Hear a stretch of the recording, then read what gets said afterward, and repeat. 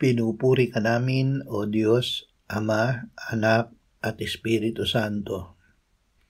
Salamat, Ama, na ibinigay mo sa amin si Jesus na iyong anak na namatay para sa aming kasalanan, iyong muling binuhay, iniakyat at iniluklok sa iyong kanan sa langit. Salamat na ibinigay mo sa amin ang iyong banal na Espiritu at sa pamamagitan niya ay ibinuhos mo ang iyong pag-ibig sa aming puso.